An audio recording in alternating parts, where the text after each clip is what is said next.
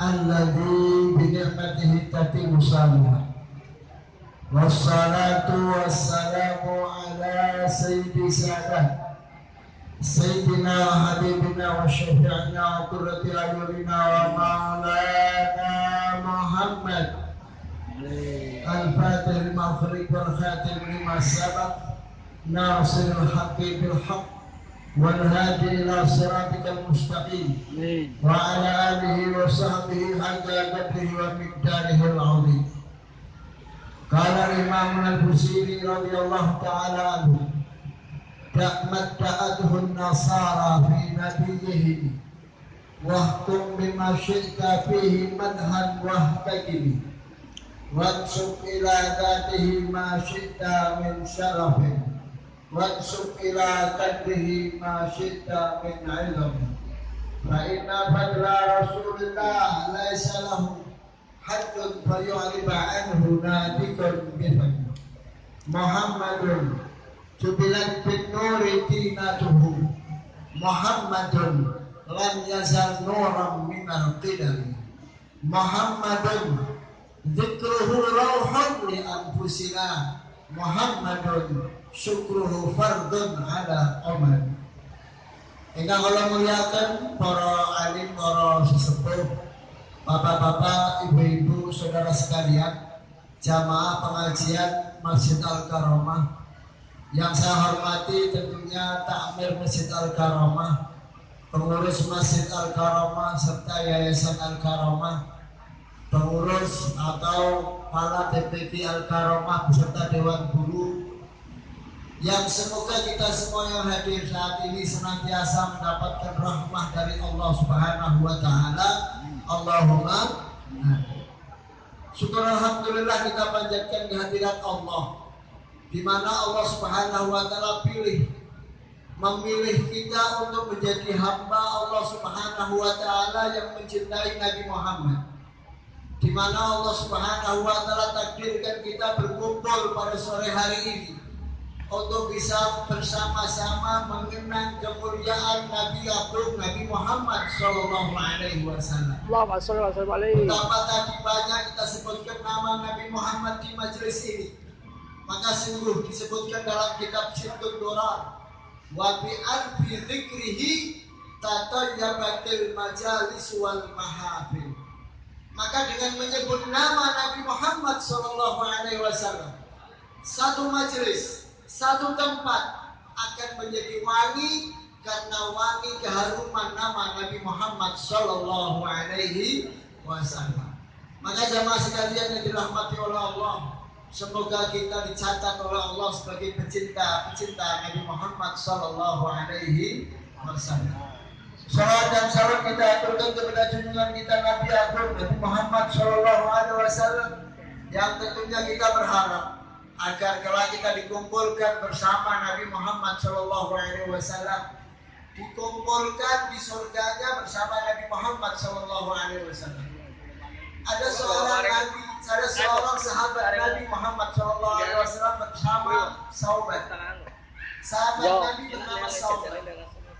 Dia orangnya selalu rajin berjamaah bersama Nabi Muhammad. Namun badan daripada sahabat ini selalu tidak bisa gemuk, kurus, kaya wong akeh pikiran.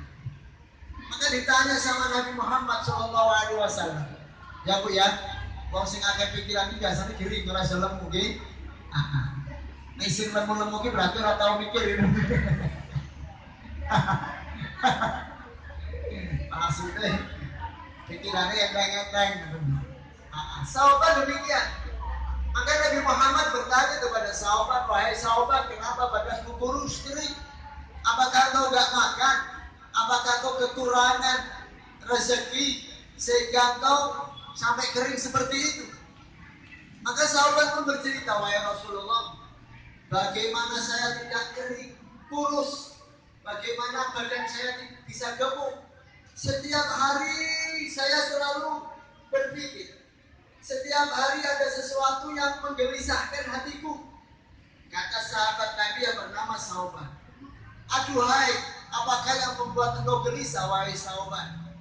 Maka Sauban menjawab, wahai Rasulullah, di dunia kalau aku rindu ingin ketemu sampean, saya cukup mendatangi masjidnya engkau dan kemudian aku akan berjumpa dengan engkau.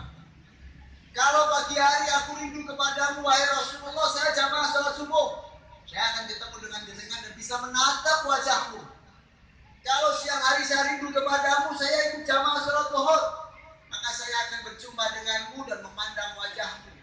Demikian juga kalau malam hari saya rindu kepadamu, saya jamaah maghrib, saya jamaah isya, maka saya akan menatap wajahmu. Selesai sudah kerinduanku, terbalaskan atau terpuaskan rasa rinduku kepadamu wahai Rasulullah. Tapi yang saya pikir dan saya bayangkan, nanti kalau saya sudah meninggal dunia, saya mati, engkau meninggal wahai Rasulullah. Kemudian saya di surga, engkau di surga. Tentu surgamu adalah surga yang paling tinggi wahai Rasulullah, melebihi surganya para nabi dan rasul. Lalu saya surganya di mana? Kalau saya masuk surga kemudian beda dengan surgamu, kalau saya rindu, bagaimana saya ingin bisa menjumpaimu wahai Rasulullah? Untuk apa saya di surga kalau kemudian saya di surga tidak bersama engkau, tidak bisa melihat engkau wahai Rasulullah? Itu yang membuat hatiku galau, yang membuat hatiku gelisah, sehingga orang Islam lembulan. Maka Rasulullah bebas, lemu, kau yang ada pikiran ini memang orang Islam lemu. Dia nawaku lemu dia, banyak pikiran, pikir dia. Kemudian Rasulullah tersenyum dan dia menjawab, berkata kepada sahabat, yuhsyarul mar'u ma'aman ahab. Digiring manusia itu bersama orang yang dicintai-cintainya. Kalau kita cinta kepada Nabi Muhammad, kita akan bersama Nabi Muhammad. Kalau kita cinta kepada selain Nabi Muhammad, maka kita pun akan digiring bersama mereka. Maka jadikan cintanya kepada Nabi Muhammad SAW sebagai nomor satu. Kenapa jamaah sekalian yang dimuliakan oleh Allah? Karena Rasulullah bersabda, la yu'minu ahadukum hatta akuna ahabba ilaih min walidihi wa waladihi wa nasi ajmain. Tidaklah sempurna iman seseorang kecuali dia mencintai Rasulullah melebihi cinta kepada suaminya, melebihi cinta kepada istrinya, melebihi cinta kepada orang tuanya, melebihi cinta kepada anak-anaknya. Lebih daripada itu, menempatkan cinta Rasulullah lebih dari semuanya. Maka apabila itu bisa, sempurnalah iman kula panjenengan. Maka kita senantiasa berharap semoga besok dikirim bersama Rasulullah, ditempatkan di surganya bersama Rasulullah Sallallahu Alaihi Wasallam. Allahumma amin. Bapak-bapak, ibu-ibu saudara sekalian, minggunya isi pengajian ini genap setahun, aku sirai tengkleng bukti, tengkleng ini terus. Lah soalnya wongnya kebagi mikir orang, jomblang. Pelakunya orang bejo-bejo milih kok gitu. Allah. Latin ini jembar apa ora diisi sibuk. Aku ngomongnya mek penak. Makanya miling-miling terus. Masya Allah. Gitu aja.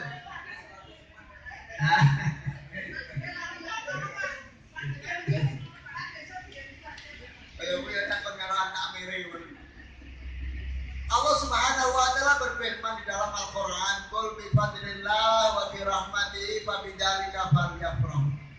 Katakan wahai Muhammad kepada umatmu, dengan sebab anugerah Allah dan sebab rahmatnya bergembiralah kalian.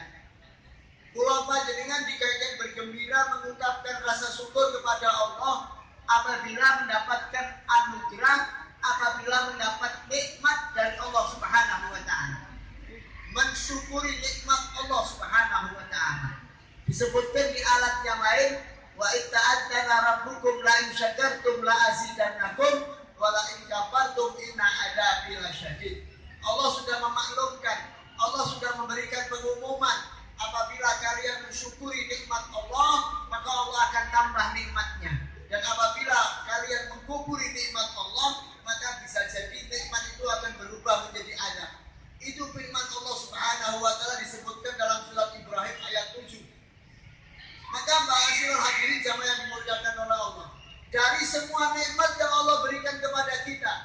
nikmat waktu, nikmat sehat, nikmat umur, nikmat rezeki, nikmat keluarga, nikmat banyak yang lain nikmat.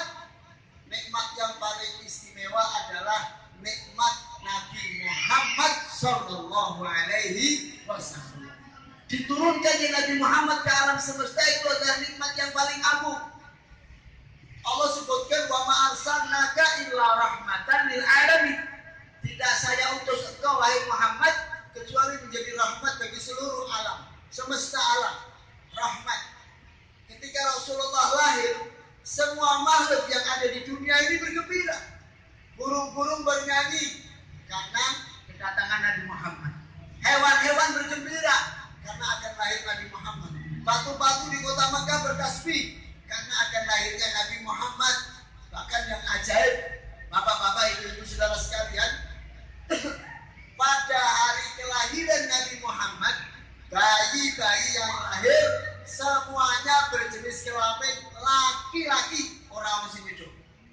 Pada hari yang bersamaan dengan lahirnya Nabi Muhammad, itu wajib semuanya. Tempat sesembahan Persia, orang Persia itu menyembahnya api. Ada api di tempat yang besar, apinya tidak pernah mati, abadi sampai berpuluh-puluh tahun, nggak pernah mati. Orang-orang Majusi menyembah itu, api itu disembah. Namun ketika malam kelahiran Nabi Muhammad, tempat pemujaan orang-orang Majusi jatuh dan apinya padam. Para pendetanya pada ketakutan. Kenapa ini? Karena mereka nggak tahu di lain tempat di kota Mekah telah lahir Nabi yang agung, Nabi Muhammad Sallallahu Alaihi Wasallam sebagai rahmat lil alamin. Lo rahmatnya kanggo menungso apa? Bapak-bapak, ibu-ibu, saudara sekalian yang dimuliakan oleh Allah, banyak. Salah satu contoh yang bisa kita pahami adalah kalau tidak ada Nabi Muhammad, maka kita beribadah menggunakan syariat sebelum Nabi Muhammad. Paham betul, Bu?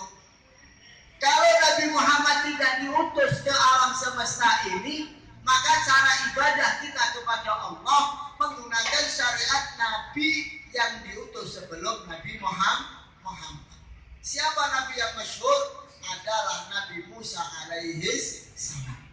Aku sampean ibadahe nganggo syariat Nabi Musa. Padahal syariat Nabi Musa itu luwih berat timbang syariat Nabi Muhammad. Lah contohnya apa, Bu? Di kalangan orang-orang Israel, ini sudah sore apa mendung? Mendung ya. Aku kira penak, nek kadang ngomong ndarai gladur, sore orang mendeng ngene nggih. Padahal nembe mulai kok rampung, penak mboten, Bu? Nembe mulai rampung penak apa mboten? Nyami ora penak, nembe mulai kok Pak Biar. Jam piro sih? Oh, jam 5. Ya wis seperempat jam. Mana ngene nggih? Ana 9.000. Hah? Setengah jam ya. Mari kita soalnya kalau kasih. Dulu di syariat Nabi Musa alaihissalam, apabila orang terkena najis, maka cara membersihkannya adalah bikin atau najis dengan memotong bagian yang kena najis. Panjenengan ngaos ning Masjid Al Karomah, nganggo kudung tembe tuku dik Malala. Ambil ngeten nggih. Mau ngerti Malala. Soale bojoku cok sering kaya kuwi ku gawe duit tuku kudung. Sekarang wong wedok iki emang padahal omahe kudunge 3 lemari. Ya Allah, tapi nek tawani kudung ya sapore. Apa maneh nawanane kan bayare 4 bulan. Wah, cepet juga telu langsung. Kredit ki mbak ora usah bayar cash, telu. Padahal omah wis tumbuk-tumbukan kudung iki. Ya Allah, bapakane kelambi di tahun 2018 sampai saiki ora ganti-ganti. Ibuke kudunge ganti terus. Bener apa mboten iki? Isih ngaji ning Masjid Al Karomah kena najis bisa kalau menggunakan syariat Nabi Musa. Kuwi kudunge sampean kudu diketok, ora cukup digabir nganggo banyu, digunting sing tepak najis. Eman-eman apa mboten? Iman dulu brother. Alhamdulillah pakai syariat Nabi Muhammad, ketika baju kita kena najis cukup dibasuh dengan air, dihilangkan najisnya lebih dulu, kemudian bekasnya digambil nganggo banyu, selesai suci. Alhamdulillah. Sing aku ora iso bayangke nek sampean ketiban telek cecek ning irunge sampean. Bersihane piye? Ya irunge banget kaya aku. Hah? Ngetokane ya penting ngeturahane lane iki mau sampean tepok bersihin najise itu dipotong buat ya Allah. Berdosa. Umatnya Nabi Musa apabila melakukan dosa, apabila melakukan maksiat, mereka bertobat dengan cara memotong bagian tubuh yang digunakan untuk maksiat. Misalnya mencuri, berarti menggunakan tangan. Kalau mau tobat agar tidak mendapat siksa di akhirat, tangannya harus dipotong. Niku zamannya Nabi Musa. Nek ana wong seneng nginjen terus tobat, kuwi mau mripate kudu diculek. Ana wong umat Nabi Musa waktu karo Nabi Musa, ya Musa, doakan saya agar diampuni sama Allah. Apa dosamu? Saya melihat aurat orang dengan sembarangan. Suka melihat aurat orang lain. Maka berdosakah itu wahai Nabi Musa? Berdosa. Saya ingin tobat agar di akhirat tidak disiksa. Maka mata yang kau gunakan untuk melihat kudu dicoplok. Ini saja Bu. Nek kaya kuwi ora ana syariat Nabi Muhammad, sampai saiki kok Nabi Muhammad ora lahir, aku sampean wong Pekalongan nek 17 Agustus akeh meripat sing dicoplok. Soale nama apa Mas? Delok orkes. Nggih. Delok orkes dijuane umure 20 tahun nganggo klambine adine sing umure 6 tahun. Yo sesek ra. Udale kantong yo nek udale kaya India. Dole wong Gunung Kidul. Duh, di sawah ora genah. Dosa. Alhamdulillah ana syariat Nabi Muhammad, sehingga syariat Nabi Muhammad nek pak tobat cukup aku sampean duwe sifat gelo, kemudian mengganti dengan amal soleh, banyak membaca istighfar, dosane di ngapura karo Gusti Allah. Enak mboten Bu? Enak nggih dadi umat Nabi Muhammad gampang, enteng. Jadi umat Nabi Musa rekoso. Mila jamaah sekalian kembali, ini hanya beberapa contoh syariat, belum syariat-syariat yang lain. Sholatnya sampai 50 waktu.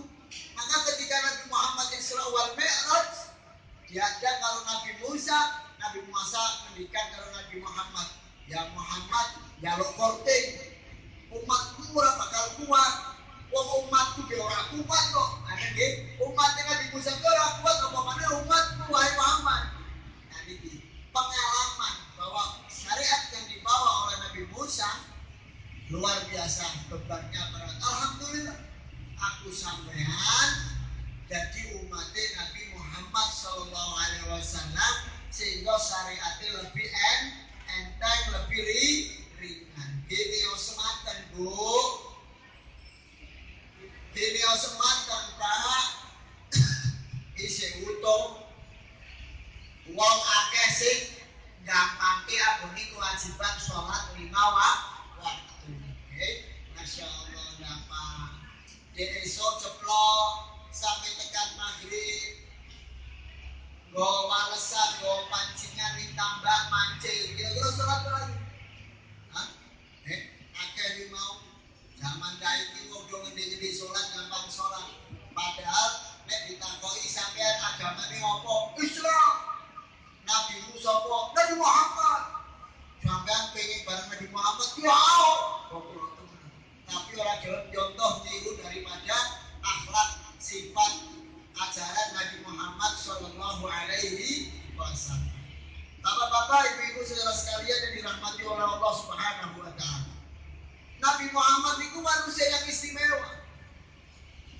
Kamu zaman kok bisa ketemu Nabi Muhammad kok sing beruntung. Ya, di kitab Ad-Dibai disebutkan Nabi Muhammad wa idza tabassama an misri habbil ghamam. Nabi Muhammad itu kalau tersenyum seperti matahari atau rembulan yang hilang daripada mau ketutup awan mangke awan hilang. Katok mencorok, katok indah. Itu Nabi Muhammad SAW. Wa idza takallama maka annama dulu yaskutu min dalikal kalam. Apabila Nabi Muhammad berbicara, maka seakan-akan ada mutiara yang keluar dari mulut Nabi Muhammad sallallahu alaihi wasallam.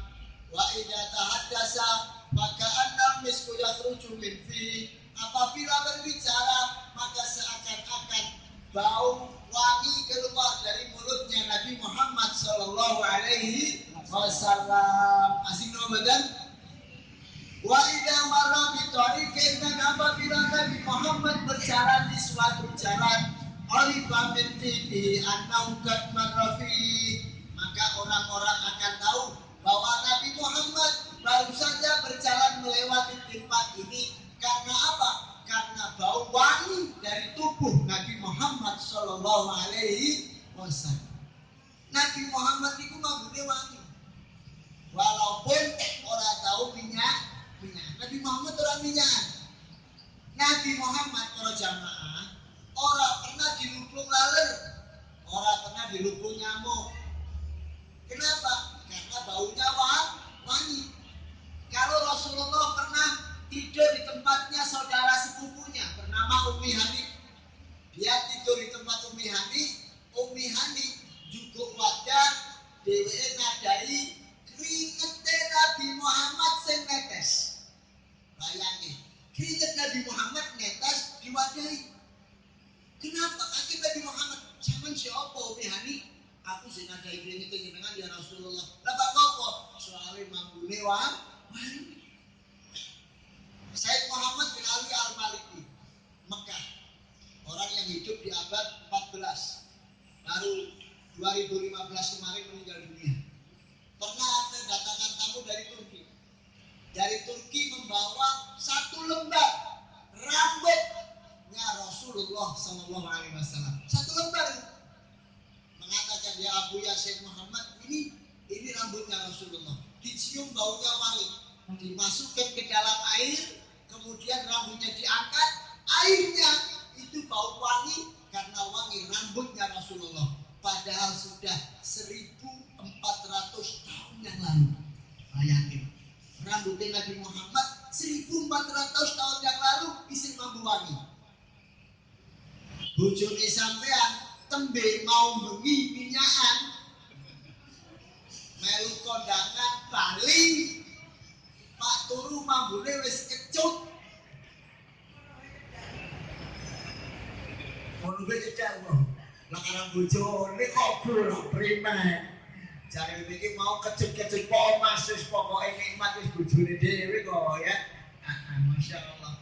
Beda Rasulullah. Ngaten iki. Masyaallah kula panjenengan boten saged bayangke.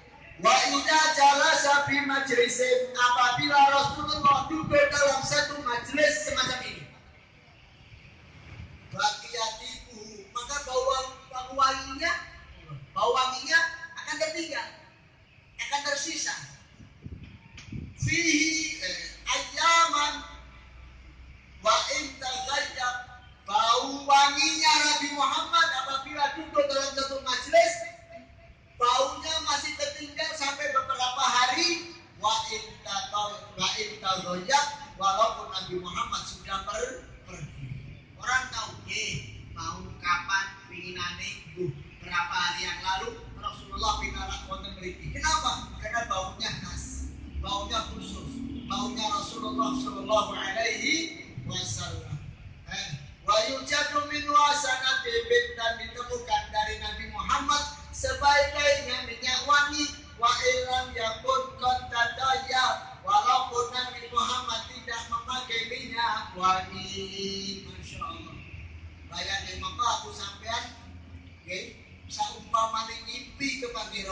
Rasulullah mimpi ketemu Nabi Muhammad Shallallahu Alaihi Wasallam, walaupun dalam mimpi baunya akan terasa di alam nyata.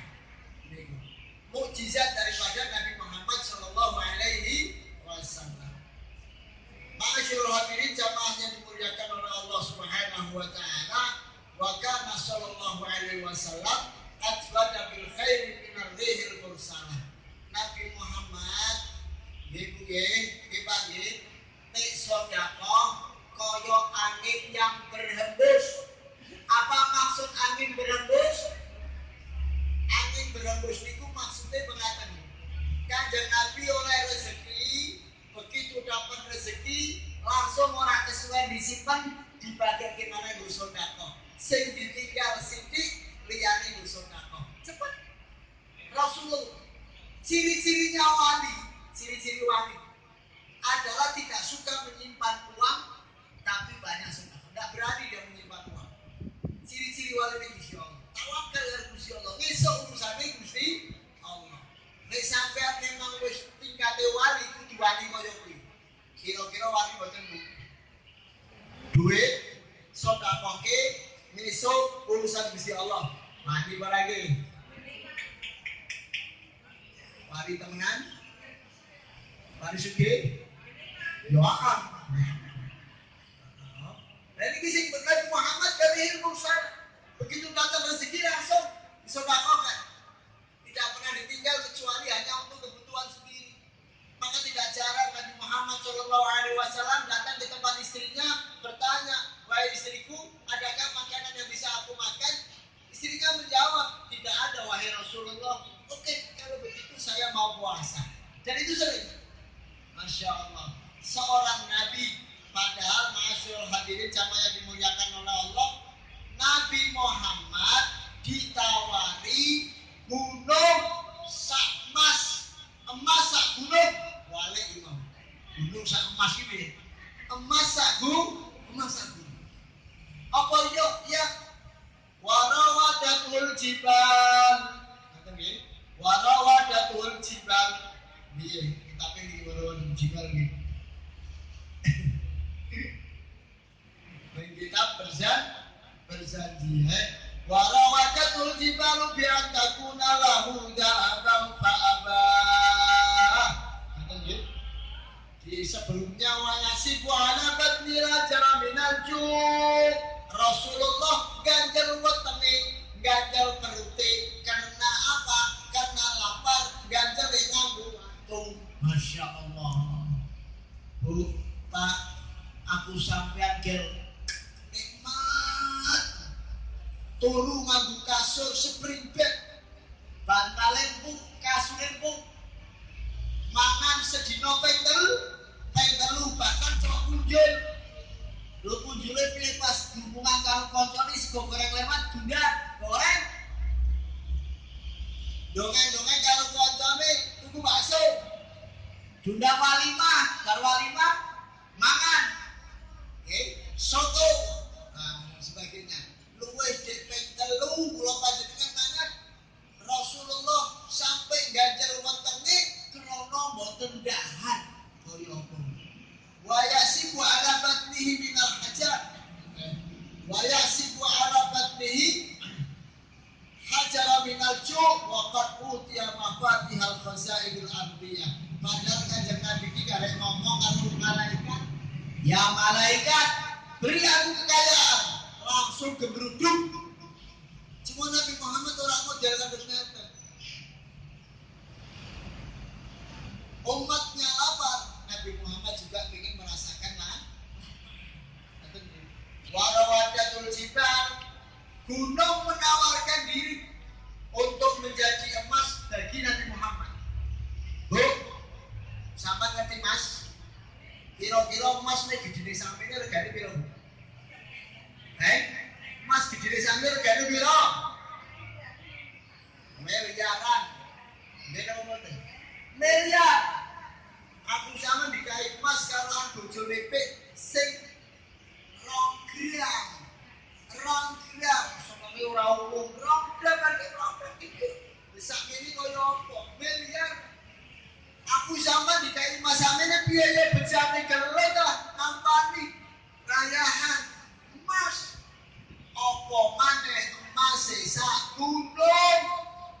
Sampai ditawani emas sak gunung, aja maneh sak gunung sak pepak iki. Nabi Muhammad ditawani emas sak gunung, ora gelem. Sebab nang apa wong wis kebek donya kelalen karoan agama. Wong wis kintir donya akeh kelalene karo kewajiban ibadah. Gitu mboten? Gitu mboten? Sampai dilihi masjid-masjid, dilihi musola-musola, sing ana ning kampung-kampung, sing ana pengajian kaya iki. Pira-pira sing malu ngaji, wong-wong biasa, apa bangsane bos-bos.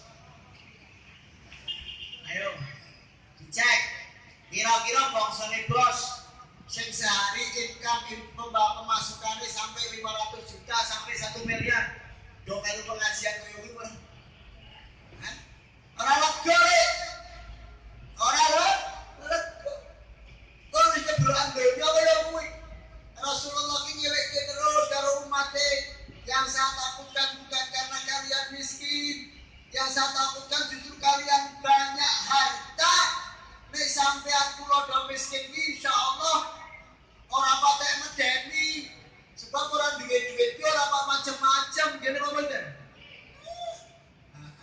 Katakan macam-macam orang duit Pak Mono, tuh, kita mana-mana diterang, tuh jadi ngompaya ini mending enak pun orang beban, oke? Wong suke duit TV, wong lara duit TV lah bu, jangan naiki, pojok orang, tapi wong suke bebannya berat, bebannya berarti wong suke ini bayar listrik sebulan. Orang cukup 15.000. Piro Mas? 3 juta. Orang sih bayar listrik sampai 5 juta. Nek kira-kira aku sampai dadi wong bayar listrik 5 juta piye jajan? Tapi nek kula panjenengan wong payah, bayar listriknya paling 15.000, 20.000. Wingi ana Covid malah orang bayar, sing listriknya 450 bulan. Penak kok mboten? Penak lagi wong sugih apa payah? Allahumma. Nek misale ana urunan, aku sampean urut 20.000 pantes. Tapi nek wong sugih ngamurune padha bayar aku sampean pantes mboten?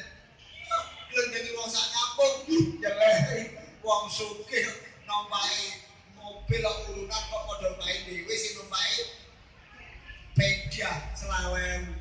Berat bani mulane saka dadi wong sing sederhana. Nek kata sugih ya ora apa-apa, ikhlaske wae. Kata sugih ya aja ditolak, ora ngene ikhlaske mawon. Maka jamaah sekalian dimuliakan oleh Allah Subhanahu wa taala, Nabi Muhammad niku suka duduk bersama orang miskin. Okay? Karena sallallahu alaihi wasallam yukilul wa yabda'u man laqiyau bisalam. Nabi Muhammad sallallahu alaihi wasallam ora seneng guyonan.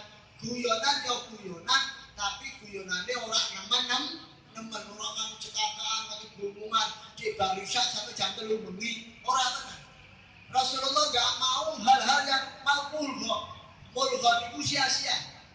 Efektif.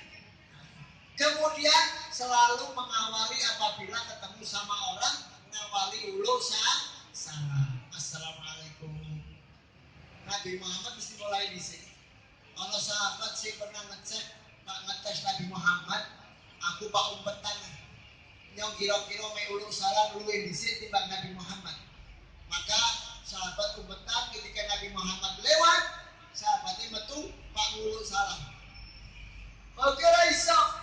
Kaget Rasulullah guyu, maka Rasulullah ngomong Assalamualaikum. Sahabatnya Waalaikumsalam. Mesti kedisian Nabi Muhammad Sallallahu Alaihi Wasallam. Karena itu istimewanya selalu Nabi Muhammad ulun salam lebih di sini. Maka masyhur hadirin sama yang dimuliakan oleh Allah, dengan memperingati Maulid Nabi kita berusaha mengenal Nabi Muhammad. Bagaimana sifatnya, bagaimana perbuatannya. Tidak cukup melalui pengajian sore hari ini orangnya tidak waktu nih.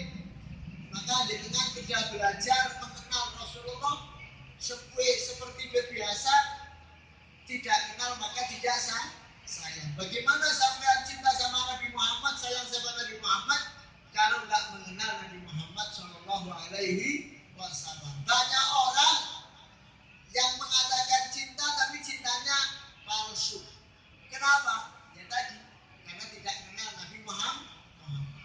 Maka semoga kita banyak waktu diberi kesempatan oleh Allah untuk mempelajari bagaimana Rasulullah, mengenal Rasulullah lebih dekat, sehingga kita sebagai hamba yang cinta pada Rasulullah, rindu sama Rasulullah, dan akhirnya kelak akan mati dijemput sama Rasulullah, dikirim pada Rasulullah, tinggal di surga bersama Rasulullah Sallallahu Alaihi Wasallam. Allahumma amin. Mungkin itu saja yang bisa kami sampaikan. Tidak bijaksana kalau panjang lebar, dan apabila ada kata yang kurang berkenan saya mohon maaf. Wassalamualaikum warahmatullahi wabarakatuh. Waalaikumsalam. Al-Fatihah.